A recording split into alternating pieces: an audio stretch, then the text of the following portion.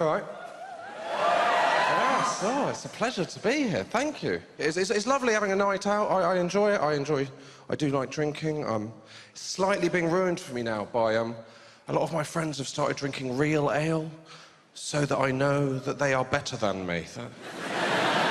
They'll do this, you're getting around with them, you go, oh, I'll have a lager, and they have to go, oh, a lager, oh, really?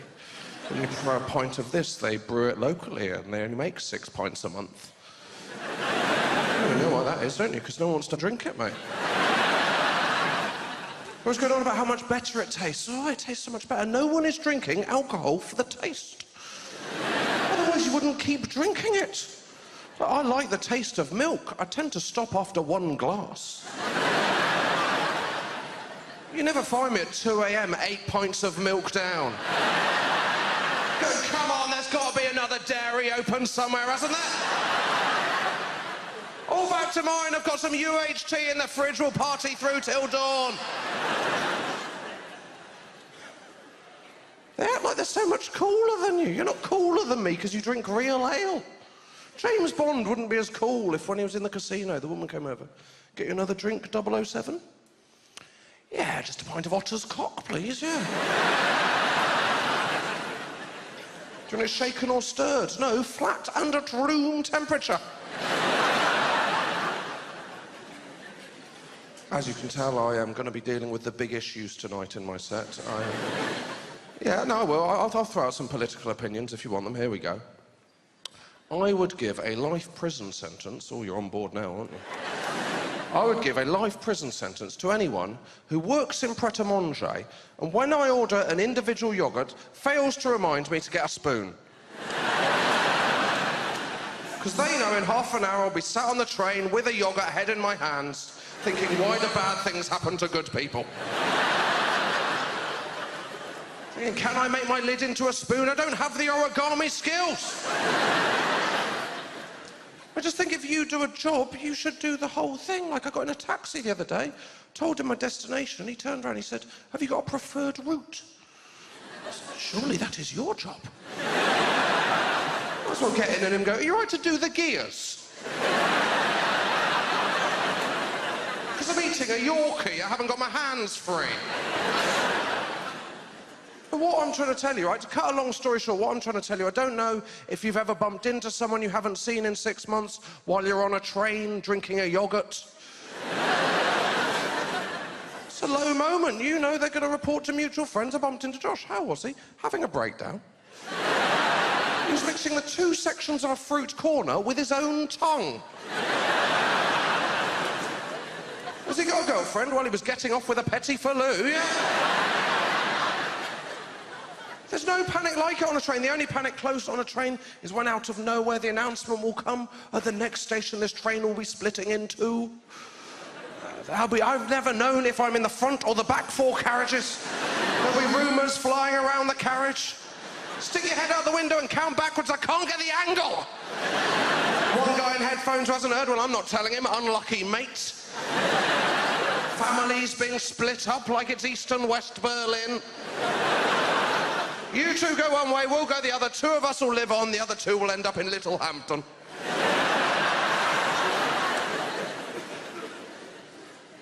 I like the train. The train is my preferred method of transport. I don't like flying. It scares me. I don't know how people aren't scared of flying. How are you okay with turbulence? The first time I heard about that, I couldn't believe my ears. I was going, oh, what was that? Oh, sorry, did we not tell you? Sometimes when you're 5 miles in the air, the plane will go up and down uncontrollably, and there's nothing the pilot can do about it. That's not an acceptable feature. You got on a bus and they went, just so you know, sometimes halfway down the motorway, we might just zigzag in and out of the lanes. There's nothing the driver can do about it. You're all right with that, aren't you? No, because I'm not a psychopath. We never went on good holidays as a child. We didn't. My parents, they go on pretty rubbish holidays. What they do is they go on holiday and then they bring me back gifts of their holiday that I haven't been on. I've got a Morocco key ring so that every time I get my keys out I can go, oh yeah, I haven't been to Morocco. My parents came back from York, they brought me a collectible teaspoon. I was collecting teaspoons from places around the UK. Oh, finally, I can combine my twin interests of English heritage and doing heroin.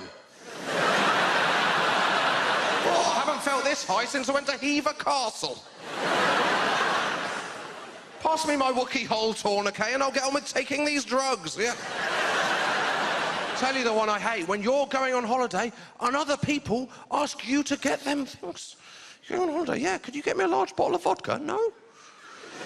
No, because I'm going on holiday, not doing a big shop. Oh, could you do me a little favour? Yeah. Could you get me 4,000 Lambert and Butler? No! I'm not a mule. They might as well go, you're right to put this cocaine in a condom and shove it up your ass. Well, I always say yes to the things that... Not that, because they're not that, but I always say yes. I've got this list of things. I leave it to the last day. My last day is just me running around a city looking for items. It's like I'm in that episode of The Apprentice.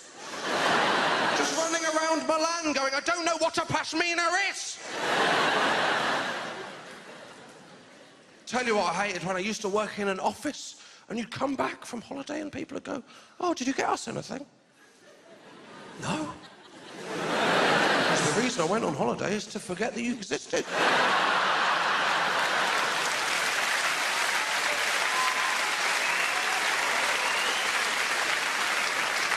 I'm not going to lie to you, I didn't think about you once in the last 2 weeks. Except when I got here and then I felt depressed. I don't think people should buy presents for people they don't know that well. My aunt, last Christmas, she didn't need to get me a present. Instead, what I opened was a flat cap. A flat cap. Oh, that's a great present, because it is my New Year's resolution, to deliver bread on a bicycle. I looked at this flat cap, disbelieving. She looked at me, she said, oh, have you already got one? No! I'm not going to have one again once I hit the charity shop. It's unbelievable. Look, like if you get a bad T-shirt for Christmas, you can do something, you can wear it under something else. You can't do that with a flat cap. Walking around town and no one spotted my flat cap underneath my top hat. Or you can wear a T-shirt to the gym. You can't do that in a flat cap. On the treadmill, girl goes past, hey up. She said, well, I thought they were fashionable. Then she said, perhaps you could wear it backwards. Backwards? Samuel L. Jackson.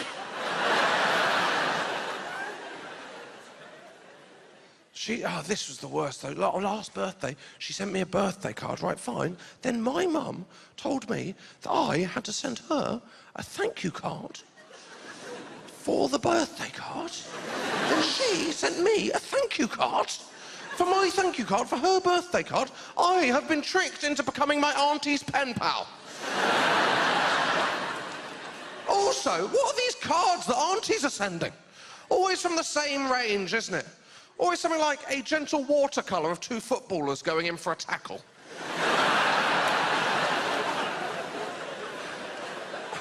Where are they getting them? I've never seen them on sale. They buy a big box in the 70s. Well, that's me through till death now, yeah? Well, they're just going on Moonpig, going, well, I'll tell you what I want, right? Could I get the words birthday boy? And then could I get a gentle watercolour of a racing car going past a checkered flag? Also, could I get another one with a gentle watercolour of a golfer teeing off in tartan trousers? Yeah. And could you sellotape a pound coin inside? Yeah, that'd be perfect. Best 32nd birthday I'll ever have. I don't do cards now, because I'm in a relationship. It's difficult giving cards when you're in a relationship. It should be simple, it should be fine. We should just send one from both of us. Instead, what happens is my girlfriend will get the card, then we'll write, Dear Steve, happy birthday. And then what she'll do is she'll write her name, then the word and. And then she'll hand me the card to write my name in a different handwriting, so they know I took no part in the rest of the process. Shows it's from both of us. It shows it's from you. Why do I need to write my own name? I'm not 4. Josh, he can write his own name. Is he doing well? Why don't I just put a handprint and we'll be done with it? I used to have a flatmate that was more annoying. That was who I lived with before. Kind of person, he couldn't handle the simplest of adult tasks. This reached a point, the day I knew I had to move out was the day he phoned me and he said, "Josh, I've had a bit of an accident." I said, "What happened?" He said, "I've managed to flood the landing." And initially I thought, that is an interesting use of the word managed. That implies he's been trying to do it for ages. There's no taps. This is going to be a lot more of a challenge than I thought. I said, "How did you do it?" And this is what he said. He said, "What happened? I managed to flood the landing. What happened was I fell asleep in the shower, covering the plug hole with my arse." So you can't just say that like that is a thing. I mean, no one has ever done that. I mean, first phone the plumber, second phone the Guinness Book of Records. I said, "Well, didn't you wake up when you fell asleep?" And he said, "Well, oh no, I was a bit tired halfway through, so I just had to lie down." Sorry, how tiring is your showering technique? Am I showering wrong? I've never got to the end of my face and gone, "Fucking hell, I'm knackered." I need 40 winks before I move on to my balls. I mean, he's not got a big face. I'm not living with David Coulthard. I mean, we've got that Radox relaxing shower gel. Unless he's drinking it, what is going on?